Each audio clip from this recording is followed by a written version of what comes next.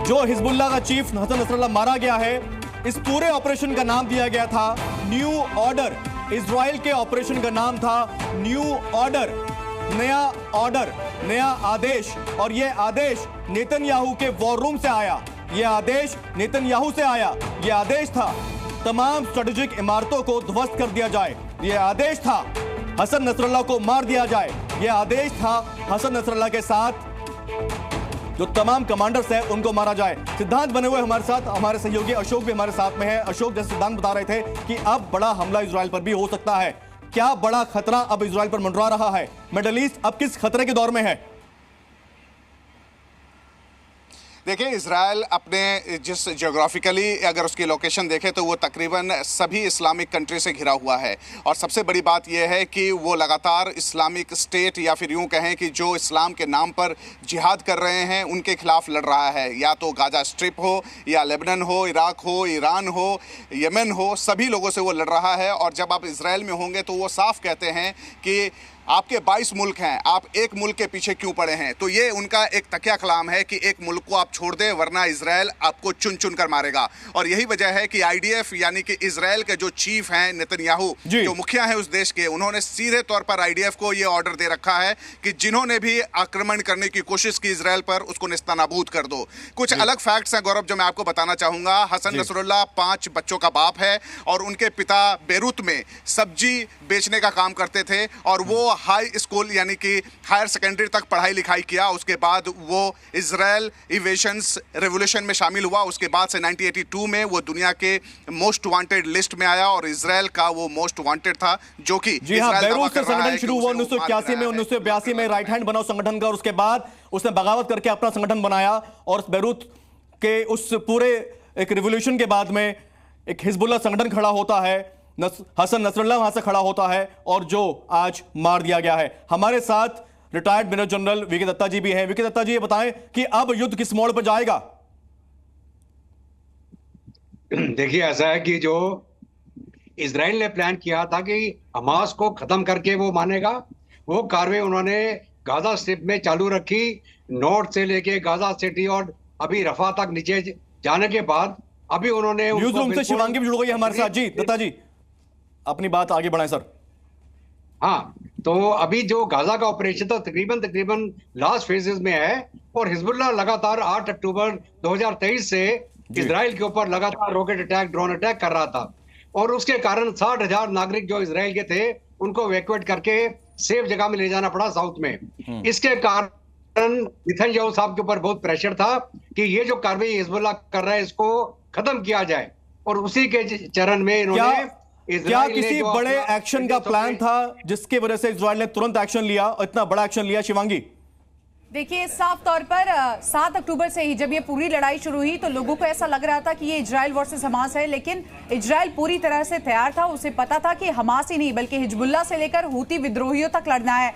और अगर ये बात पक्की हो जाती है गौरव कि नसरुल्लाह मारा गया तो जिस जमीन पर उसकी पैदाइश हुई थी बेरूत में, वहीं पर उसको मार गिराया गया है। और आईडीएफ लगातार, उनकी स्ट्रेटेजी बहुत क्लियर थी कि गाजा तक ही सीमित नहीं रहना है। हिजबुल्लाह को बार बार वार्न किया जा रहा था कि इस लड़ाई में सीधे तौर पर आप हिस्सा ना ले, लेकिन हिजबुल्लाह ने हर कदम पर हमास के लड़ाकों का और जो कमांडर्स अब तक मारे गए हैं वो तस्वीर भी आपको हम जल्दी ही दिखाएंगे। सिद्धांत, जो कमांडर्स अभी मारे गए हैं इसके साथ में जो बड़े कमांडर्स बताए जाते हैं, कोई एयर यूनिट का इंचार्ज था, कोई साउदर्न यूनिट का इंचार्ज था, कोई इनकी एयर स्ट्राइक यूनिट का इंचार्ज था, तो तमाम कमांडर्स मारे गए हैं। तो हिजबुल्लाह की पूरी कमर टूट गई है। लेकिन हिजबुल्लाह के जो तमाम, अब इसका उत्तराधिकारी कौन होगा, ये भी सवाल खड़े होते हैं। क्या अब बड़ा अटैक इजराइल की तरफ होगा? क्योंकि सुबह एक तस्वीर ये भी सामने आई थी कि करीब 100 रॉकेट हैं जो इजराइल पर खतरा मंडरा रहा है।